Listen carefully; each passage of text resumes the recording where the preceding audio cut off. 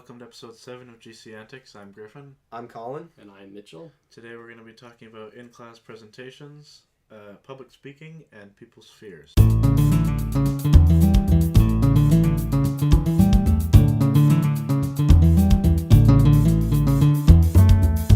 Today we got a really special guest with us. Mitch, why don't you say hi? Hi, everybody.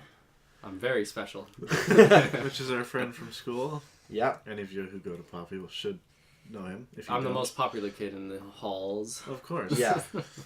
Especially in that downstairs hallway with Mr. Penner's room. Yeah, that's my spot. That's your spot. That's the spot. Not to mention our... Right by the office, so it's convenient if he gets in trouble. I wish every day. Not to mention our drummer and guitarist. Mm-hmm. Well, Shout out to Eric and Riley. Yeah. Yeah. Yeah, sure. yeah. And also, because he's been bugging me about this for the past few weeks, shout out to my friend Harry. Yes. Shout out. Colin, you met him. Yeah, I He's met him kind of the a other cool day. guy. Yeah, he is a cool guy. But anyways, back on topic. Yeah. So today we're going to be talking a little bit about the Treaty of Versailles. Mm-hmm. Well, not just the Treaty of Versailles, but on the line of class presentations, you guys did this in history class. Yes, we you did. reenacted the Treaty of Versailles. And it's a very current event. Yeah, it only took place about 100 years ago, give or take. I think a little bit shorter. 95 years ago, yeah. Yeah. So it's pretty current, I guess. Yeah. Some may call it current. So yeah, in-class presentations, a lot of us dread them. Mm-hmm. I mean, there's a project I had in comparative civilizations recently, which is just a short thing, write it up, make a poster, whatever, is comparing a certain aspect of 2 out of 3 of these ancient civilizations, which, fine, that's easy enough, and I wrote up mine. I still haven't presented it, actually. So what are you complaining about? No, but for past experience, I really don't like speaking in front of classes. You know what? I guess that's a valid point, because, I mean, when you think about it, is it really fair just to tell the kids in the class, all right, tell you what, you gotta tell everybody what you're doing. And not look like a complete idiot. Yeah, I mean, like most kids, to be perfectly honest, cave in under that pressure. Yeah, I mean, not everyone really wants to go stand up in front of their peers and talk about something which they might have just, like, kind of thrown together through Wikipedia. Yeah, and Google. A honestly, like, lot of the time it's stuff their peers already know as well. Yeah. Because everyone's doing the same thing. Yeah. But for some people, like, I've talked to people before, and some see it as a sign over their head saying, judge me, basically. Yeah, which it isn't. I mean, the reality is most of the kids don't even pay attention. Yeah. Yeah. They're just sitting there like, oh man, what am I going to have for lunch? Oh, Yeah. Snapchat.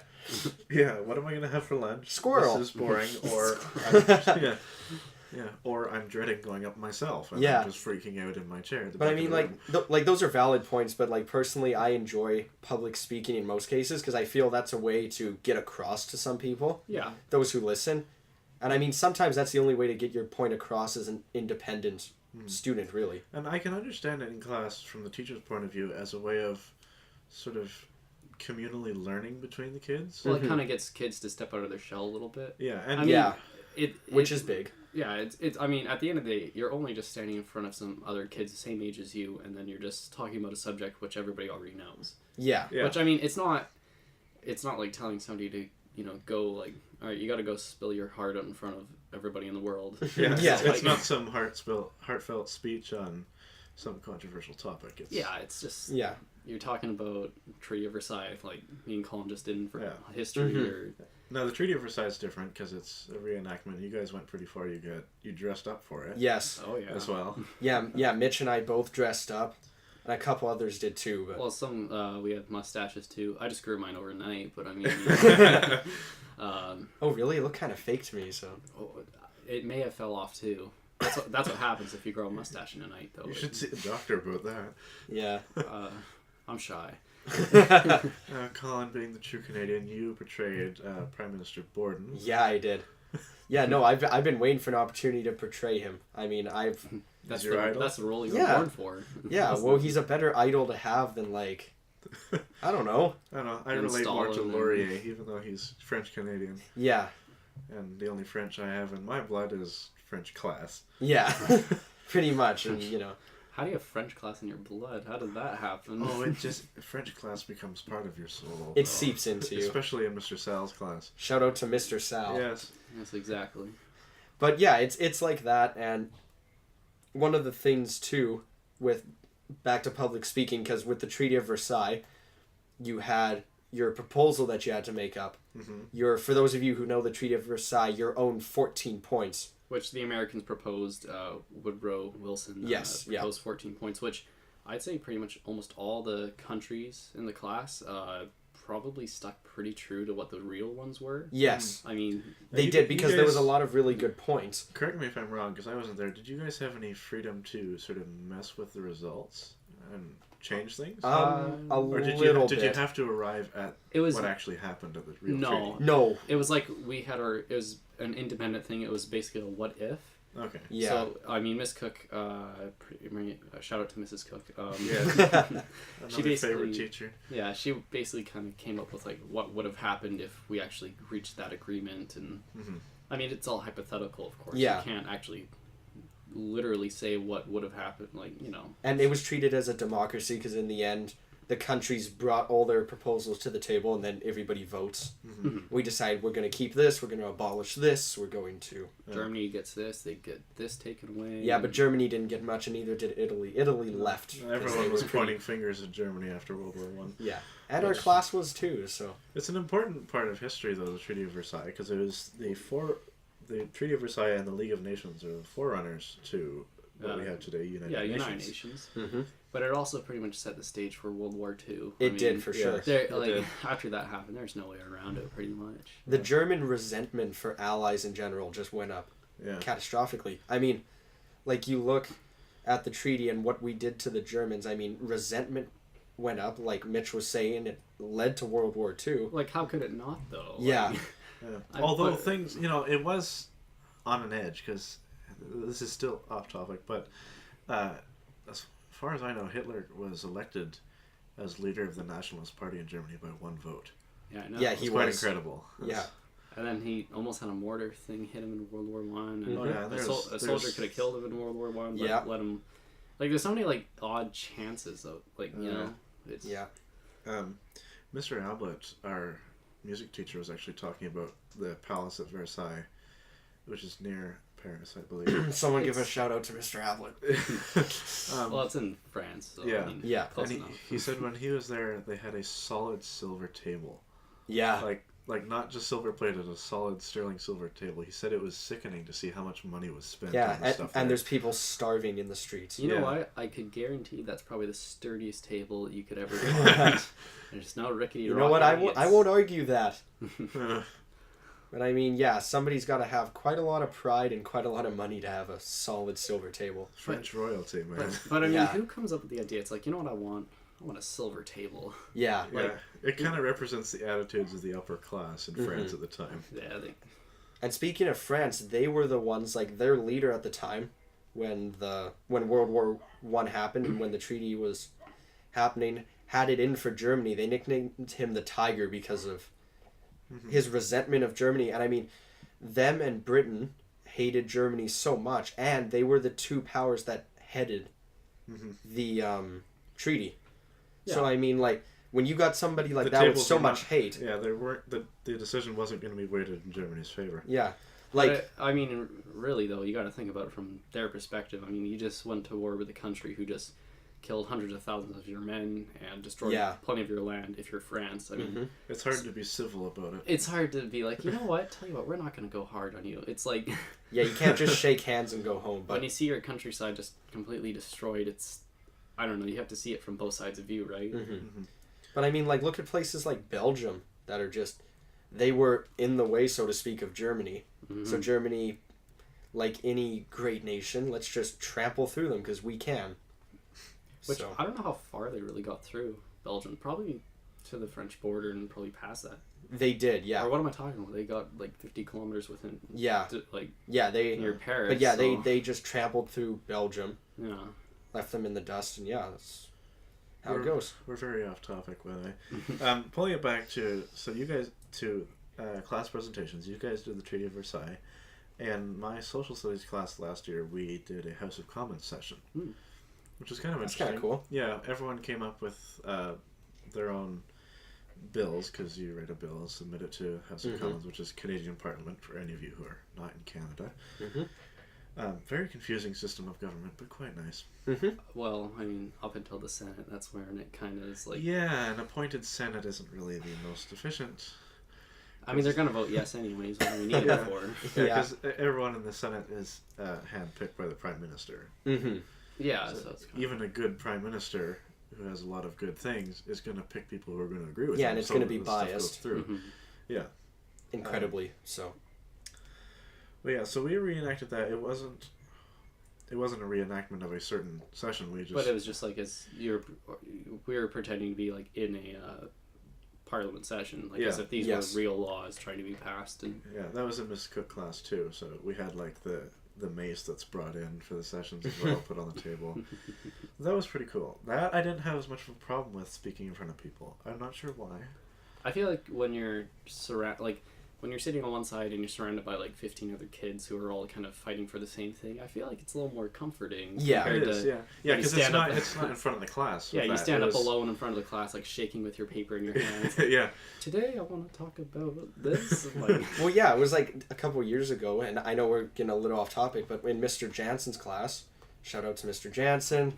We know he's going to be listening eventually. He's going to be catching up on these episodes. Yeah. But Mr. Jansen, you remember when we had to do that trial for Louis Riel? Oh, yes. And I had to defend Louis Riel, and I know how it ends. And he ends being executed. Yeah, Louis Riel. And I'm going to lose no matter what. So, I mean, it's basically me against the world trying to support this guy. And obviously it's a reenactment, and the guy who portrayed Louis didn't die. Because this is high school. Yeah. But, I mean, like, it's the same thing. Like, I mean... And that's something, too, like you were talking about when you're surrounded by people with the same ideals as you. Yeah. But when you're against someone... things suddenly become a little different, don't they? Yeah. Louis Riel is a difficult figure to sort of work around, because he starts off fighting for a lot of good things, the rights of certain Canadians, and then he basically believes he's the next Messiah. Yeah. Yeah, he went a little crazy. Yeah. I mean, it happens, you know. Is it just me, or does anybody else just like completely fog out from like anything before 1800? I just can't even recall from history. I don't even remember. Well, socials. Just a few things, really. Oh no, I remember when I was born in 1850. I remember. Yeah, because he remembers the 80s. Apparently, we keep saying this in every episode. Oh yeah, no, I remember it. It comes back just. Oh, I miss the 50s. Yeah. Yeah. But yeah, no, we spend like the first 4 years in social studies in high school learning about Canadian history. Which, I mean... Like long before 1867 when Canada was formed. It's all about like British settlers and then trading. Yeah. Yeah. But I feel like in elementary school it was all about learning about the native peoples. They want it with an S for some reason, but... Because there's different groups. I guess they don't want to be... I never liked the word peoples. Yeah. It doesn't feel right just saying peoples, but I understand the meaning. Yeah, I get it too. But I feel like a lot of elementary school was spent on that, and then grade 6, 7 was like Greek or only Greek mythology. We didn't really touch Roman or anything. Yeah, and North Order. End of elementary school, you touch the ancient civilizations, and then you only see that again if you go into comparative civilizations. Yeah. But doesn't it feel like... I feel like I'm so much more interested in history now than when I was in like grade 7, 8, 9, 10. Oh yeah. Oh yeah. Like, you know, it feels... Yeah, the past 2 years I've found a love for political science and structure and ideologies and stuff. Mm-hmm. Because it actually is interesting, because you really see how it affects the world. Yeah, for sure. And how much it's basically people's opinions on how things should be run. Mm-hmm. It doesn't always start off with power-hungry maniacs. Yeah. Mm-hmm. But if you look at anything today, it's like the fact of capitalism, that was somebody's idea. The fact of communism, that was just an idea. The fact of pretty much anything just starts out as an idea. Fascism. Yeah, like... We don't talk about fascism. Yeah. No. But they can't all be good. Yeah, well, obviously not. So modern history and stuff's interesting, but I really like the really old, like, early human civilization stuff that we're doing in comparative civilizations. We're learning about ancient Egypt right now, but before that we did Paleolithic and nomadic societies, which is really quite interesting. Yeah. And seeing how fast, once agriculture and civilization started, how fast it went. Well, yeah, it's like I don't know what to call it. It's like it's not a half-life, but it's like the exact opposite of it. Like, as time goes on, it's like technology gets better, and then everything just starts going way up. Oh yeah, like compare the progress between 1950 and 1990 compared to like 2000 and 2014. It's amazing. It's weird to think about it, isn't it? Like in the year 2000, like we had internet, like most people still dial up, and now it's like everyone has Wi-Fi and high speed, and like you're outdated and behind if you don't have high speed Wi-Fi. Yeah. People are like, oh, this is boring. I have nothing to do here. Yeah, like, pretty much. But as interesting as agriculture and stuff is, Griffin has a game for us to try out today. Yes, going back to the topic of public speaking, because a lot of people find that very frightening. It's listed as the #1 fear. Oh, is it? It's ahead of the fear of dying. What? Really? Yes. Apparently, people fear public speaking. Oh, that's right. That's where that joke comes from that Mr. Adler was telling us. Yeah. Yeah, a lot of people talk about this, but what was the joke he told us? The joke was something like, people rather be the one. What do you remember? It was something about people rather be dead in the coffin than the one speaking about someone who's in the coffin, basically.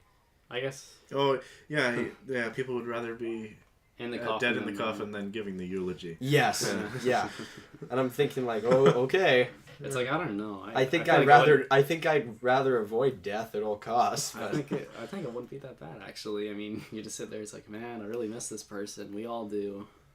Now let's dig them. Yeah. Oh, man. See you at the reception. We got cheese and crackers. That was insensitive. I apologize. Anyways, tell us your game. Enough about death. The game we're going to call the Phobia Game. Now I'm going to give Colin and Mitch an obscure or maybe obvious name of a phobia, and you guys have to guess what it means. Are we gonna like buzz in or something? Or... you can make a buzzing sound if you like. So yeah, I'll keep score. There's 6 of them, and whoever wins gets bragging rights, brownie points. Yeah.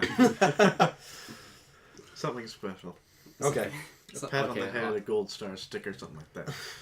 Does it say I did good? Yeah. Or you job well done. You done good. You'll get your name in a special place in the description on YouTube. Yay! How about that? Okay. Hashtag Mitch winner. Vote Mitch. Okay, you guys ready? Not really, but let's give it a go. Yeah, that's right, exactly. First phobia, auroraphobia. You want to take this one? Do we get multiple guesses? Yeah, sure. No. You get one guess. One. Oh man. Okay, well no, I want you to go first because if you get it wrong, then I automatically get it. It's gonna be 0-0. Yeah, I know. Auroraphobia. I'm trying to run something through my head here. All right. Well, Aurora at school is pretty nice, so it couldn't be a phobia of her. No. We're probably not scared of I Aurora. feel like it might be something. I will give you a hint for each one if it's too hard. It's something that occurs in nature in Canada.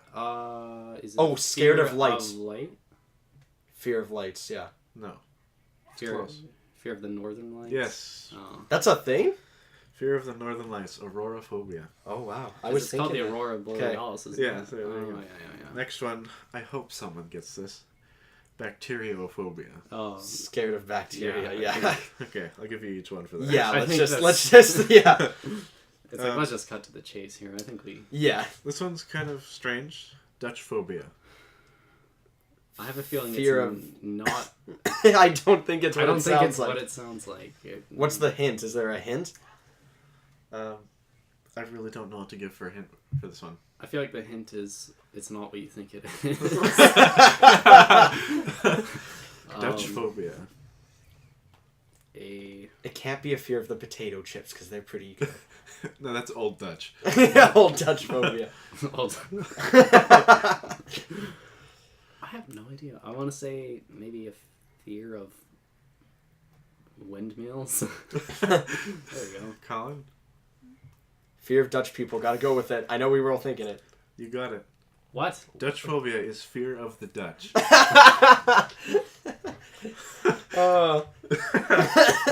I've never felt more stupid. I knew you guys would think that can't be it. Mitch's hint. It's probably not what you think it was. I'm now going to. Mitch was trying to throw me off.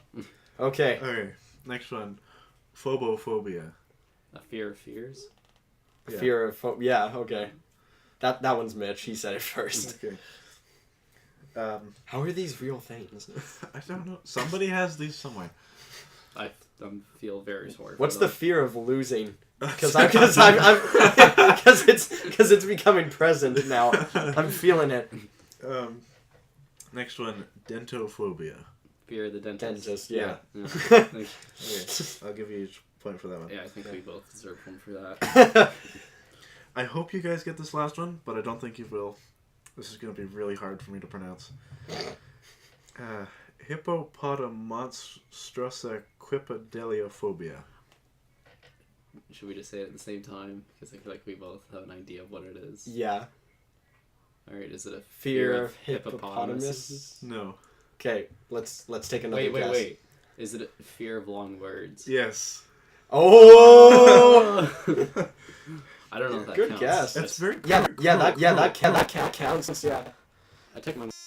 of long words, and they made it an insanely long word. That, like, people ask, what's your fear? I really can't say. It's like, you can tell me, it's alright. It's like, no, I literally cannot say it. So that makes it 5 for Mitch, 3 for Colin. Still got that fear of losing? Yeah. I think that's just called being a sore loser. Oh, man. Watch me flip the table. It was rigged. Yeah. Oh, that was pretty good. Yeah, We need to do games like that more often. I think so. So on the topic of phobias, I don't think I have any. Are you really sure None about that come to mind. Should we try something to figure out what mine is? Let's throw you in like a tank with a bunch of spiders. Well, hypothetically, if I was to hold a gun to your head, would you remain calm? I'd be freaked out, but I wouldn't be afraid of the gun. I feel like afraid of dying, I guess. I think it's afraid of seeing Colin with a gun. That's kind of, that's more the fear. He's scary It's enough already.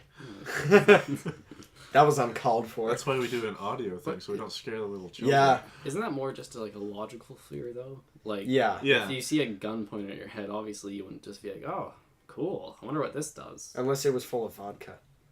What? On that note. We're just like Mr. Penner's story about the vodka watermelon. Yeah.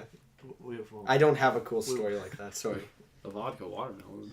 Shout out to Mr. Penner. You know, why don't we just give shout outs to the entire staff at Poppy? Because Yes. we're pretty much on that right now. Thank you, staff of Poppy. Teachers, administration, the janitors, everyone. And then Yes. you don't have to do it again. I don't know you all by first name, but I probably shouldn't anyways, so we're good. No. That take a long time trying to meet every staff and like know their name and everything. Yeah. I got things to study for. We're busy grade 12 students. Yeah. Just like we mentioned last episode about high school stress orders and stuff like that. But you know what? Even to add on top of like just going to classes and just trying to be committed is the fact that you have to get good grades if you want to like go into university and stuff like that. If you want to do anything. Well, yeah. What you do now or 5 years prior will determine what you can do in 10 years. Yeah. Which is a terrifying thought, isn't it? But yeah. You know, it's almost a phobia. It's tough because grades and marks don't really reflect your learning unless the teacher knows that. Yeah. What they really do is open doors to the next level of education and jobs. Mm-hmm. To places where you can actually use that education. Like Mr. Tenner doesn't do like spreadsheets or anything like that. He basically watches his students and sees how they learn, how they progress. The growth, yeah. And then of course gives them how a they mark. would work too. Yeah, and then gives them a mark at the end based on that. Yeah, and some of my favorite teachers, like, and obviously biased towards some, like ones that we know well or classes we enjoy, because I think we're all biased to classes we enjoy. Oh, yeah. Normally you Yes. do better in those classes. Mm-hmm. But what I'm getting at is I like teachers who mark you based on work ethic, Yeah, like stuff like that. Mm-hmm. because really work ethic is one Like- of the most important things in a But job. you know what? If the teacher's marking you strictly on work ethic, then it might kind of... All right, let's say if a student really knows the subject well and they don't really need to spend hours and hours studying and working on it, then the teacher might be like, oh, they're on their phone all class, but then on the test they get 100%. That might actually harm the student, but... You Yeah, can't there's not really much- tell if they're absorbing the information. Yeah, there's But not much the teacher can do.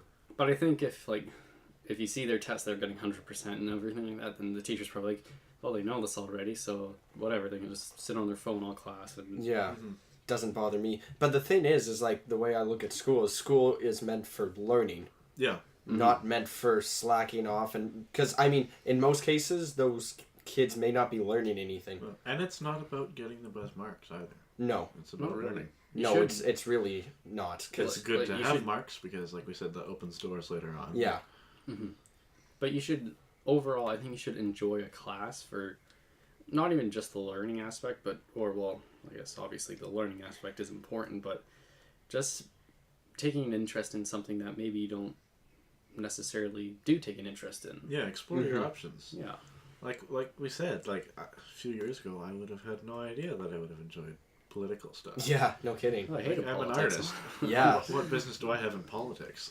Yeah, no kidding. Well, you're opinion based. But... I am very opinionated. I just know how to keep my opinions quiet. Yes. Yeah. Exactly. I think in kind of a weird way, though, I think not as much now, but I think artists and musicians do have a impact on politics, kind of, in a way. Well, art is a very integral part of society. Mm-hmm. I mean, I think that it's really highlighted in the 60s and 70s with the Vietnam War, and then a lot of anti-war songs, and I mean, just pretty much any form of media there. I think there was a lot of that going on, but also probably even further back then, like... Yeah, and like a good example is, I said like a lot there, but a good example is the Tragically Hip, like New Orleans is Sinking. Mm-hmm. Mm-hmm. Incredibly controversial, especially at the time. Mm-hmm. Like, for a while there, couldn't even be played on the radio. No, yeah. Like, what are you going to do with something like that? But I think it's just I mean, I don't know if it's the best way to send a message, but I mean, it definitely gets out there. Yeah. Well, everybody has a different way of expressing their sort of creativity and what they think. Mm-hmm. And if it's music, then do that. Music's a good way of doing it.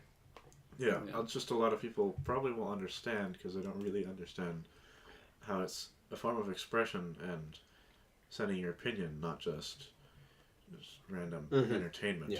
Mm-hmm. So yeah, everybody has a different form of expression, be it music or visual art or writing or even things like movies. And we're all fans of movies. Oh, yeah. Oh, yeah, sure. But I mean, even the music in movies is the direct expression of how the characters are feeling. I mean, most of the time. Yeah. Or it's just like some awesome music to an action scene. Like like some filler music. Yeah, it's difficult writing movie music because you have to write to the emotions of the characters, like you say. Yeah. Not as much your expression, but your expression through them. It's really quite awkward. But the main problem I have with movies now is that they're all kind of predictable in some sense. Yeah, a lot of them are. Yeah. I mean, it's just kind of like, oh, this guy's going to end up getting with this girl. And then you're like, oh, I knew it. Like, yeah. I don't know. And even the plot twist, you kind of have something in the back of your mind expecting, oh, maybe that guy's the bad guy. He's shown signs of it. Yeah. Stuff like that. And I mean, the whole dystopian future thing with teenagers has kind of been overdone now. Yeah. And I mean... There's a lot of movies that are adjusted to fit the teenage audience more. Mm-hmm. Like the new Spider-Man movies. Yeah. Which they're good. A lot of people are fans of them. But it is really adjusted for the mass market. Mm-hmm. Mm-hmm. Like the Hunger Games. Which is a little different because based off a novel, obviously. Yeah, based off books is different, and they are obviously very good. But like the Maze Runner. Like the Maze Runner was good. Yeah, that's off a book, too. Yes. Oh. So... Your point's kind of invalid. Yeah. But I will have a better example. To say that things based off books is better is false because Twilight. But no, fair point. Won't argue with that. One of my favorite newer movies, I guess it's not new now, I think it was 2012, was Inception. Yeah, that was a good movie. It was very nice. Had a good score in it. Yeah, some really nice music. I liked it. It was one of those movies that, like, I feel like I really had to pay attention during it. Yeah, the first time I watched it... And it was pretty long, too. It was like a 3-hour movie. Yeah, first time I watched, I actually started to get confused about what was the dream world and what was reality. It's like you almost need a notepad to, like... just be like, okay, they're in the real world now. Yeah. Well, now they're not. Taking notes. And it was a different take on a lot of the sort of psychological aspects of things. Like, I enjoyed that movie, obviously, and then Shutter Island was really good. Was it? That's another... I never saw You never saw that? That was a really... Yeah, another DiCaprio. Yeah. Yeah, that was a really good... Obviously, the joke with the Oscar Now, Yeah, I was actually just going to say that. Yeah, I was yeah. like, since we're talking about DiCaprio, I mean... It seems like everything he's in is just good, but it never gets an Oscar for it. No, and he never gets an Oscar. Yeah. I saw an article the other day. It's ridiculous. I saw an article the other day on people who beat him out every year when he was nominated for an Oscar, and those who beat him out. They're not even that good. Yeah. I mean, like, yeah, there's I some know. exception, but... Yeah. I've just been like, who votes on these things? I saw this really funny, I think it was a picture or something. It was like, had a picture of Leonardo DiCaprio on it, and it was at the Oscars, and it said, wouldn't it be funny if they made a movie about Leonardo DiCaprio, and how he never got an Oscar, and then the actor who portrayed Leonardo got an Oscar. Yeah. It's like, It's probable. Oh, cut the It's a good irony chance. with a knife. Yeah. But back on topic of soundtracks, Mitch was talking a bit about OSTs and in video games too. Oh yeah, like if you look at, I'm gonna talk original Halo trilogy. Yeah. It's like Halo 4 is just like dubstep, electric. I mean, Yeah. I don't know, it makes it a lot more memorable that way, I Yeah. think, when it's got more powerful music. And I mean, that goes for like, not just video games, I mean, obviously movies too. And I think it's kind of interchangeable in that sense. But yeah, video games have their fair share. Like, I mean, like, obviously The Last of Us, a huge hit, and their entire soundtrack was just acoustic guitar. Yeah.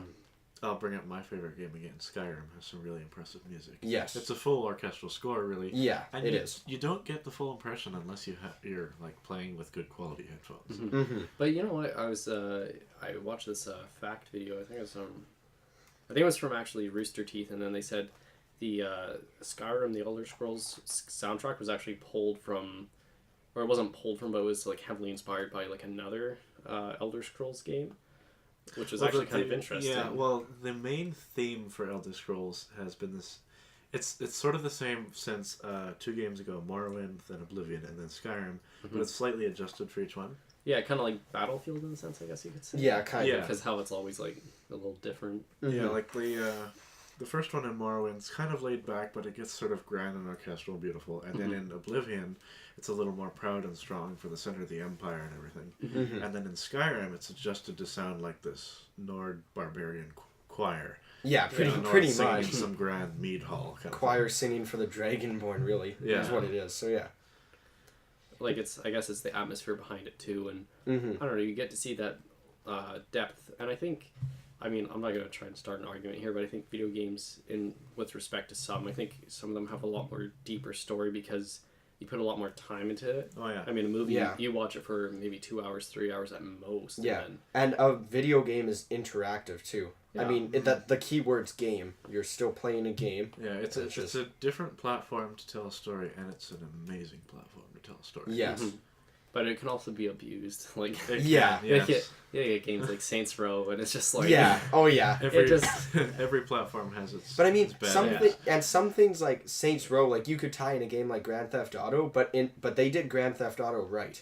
Like, yes. I think... Like, well, I mean, I'm not saying Saints Row's bad. I'm just saying it's like... That's like the action movie of video games, isn't it? It's not a work of art. It's like the parody of video games. You still have fun with it though. Yeah, and really, at the end of the day, it's an entertainment. Yeah. Escape. It's what you do.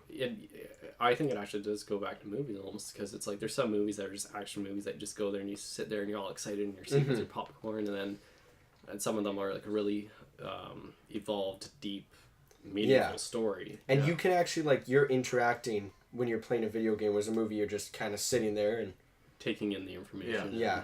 Like, psychologically you can take stuff in, but video game you're physically moving fingers, stuff like that. But and most so in like free roaming RPG sorts of games, where you really immerse yourself in the world when it's done right. But a lot of video games too can be bad, just like movies. Yeah. Like, it doesn't mean like they're incapable of sucking, so to speak, for lack of a better term. There's video games that are for more like idle play, not for story. Like, obviously a racing game isn't about the grand story. You can't. Forza is got an amazing story, actually. You start off doing laps, and then you get a faster car, and you do more laps, and then you race in circles. You know what we call those? Laps. Laps. Like a racing game is something I do when I'm listening to something else. Yeah. And then there's games like Saints Row, Mitch brought up. It's like, it's an entertainment thing, right? There's not much substance, really. You'll have a smile on your face the whole time. You'll be like, man, this is like the stupidest thing ever, but Yeah. I love it. Like, Yeah, I love it, basically. Or any games based off of like Deadpool where there's fourth wall breaks everywhere. Oh, but it pulls it off so well, though. Yeah. You just laugh, and it's still somewhat. There's still somewhat of a story there, but it's still the superhero like comic book type deal. Yes. Yeah. Which, I mean, there's nothing wrong with that, but it's No. Yeah. Mm-hmm. because there is no right and wrong. Essentially, it's just No. whatever you like, and whatever you don't, you don't. Yeah. The superhero stuff's huge right now. I mean, just look at all the Yeah. Marvel movies and Avengers and stuff. But you know what? I think the reason because of that is why would you play like a really realistic game when you can be freaking Iron Man and like Yeah. Like, you know, it's just it's one of those things. Yeah, And well, that's even with the racing games, because there's like the racing games that aim to be super realistic with the really nice graphics and behave like a real car, I find incredibly boring. Mm-hmm. With some respect, I mean, I do enjoy playing. Like, I mean, you still get the Forza racing and- value. yeah, Honestly. I mean, like that compared to Mario Kart, like Yeah. I mean, The best racing game ever. real, like a real, Yeah. not a racing Yeah, I won't argue. sim, but like something like that. I mean, it's more challenging, I think, and it's more, I don't know, it's more difficult, of course. But then you play a game like Mario Kart, and just all your friends can play, and it's like it's more of a Yeah. but it's still fun. Yeah. by all And, standards. and Mitch brings up a really great point in the fact that people play video games to be entertained. I mean, if you were to play as yourself in a video game, no offense to how you see yourself, but you probably can't shoot fireballs from your hands. Yeah. Like, you know what I mean? You can't Actually, jump 50 feet in the air. There's something I haven't been telling you guys. Uh, It's lightning bolts, actually, but I mean, it's like, What's the diff? I mean, use that Yeah. band. Keep the flutes focused. yeah, no kidding. Around the back. Straighten the back. Straighten the back. The Posture. Posture. The flute does not weigh 20 pounds. Yeah. It weighs half a pound. Yeah, the flutes in the junior bands tilting over. I can't hold my flute up. It's guy ridiculous. in the back with the tuba was just like, seriously? And he doesn't want to say anything. But no, at the end of it, music makes movies, games more enjoyable. Mhm. In most cases. I mean, or have you ever heard of a silent game or movie? I mean, maybe like a text-based no, not really. game, like. Yeah. But even then, there is Take still... the music out of Last of Us, Skyrim, Lord of the Rings, Mhm. anything like that, and what Yeah. is it? It's Yeah. gonna be so much more flat and Yeah. appealing.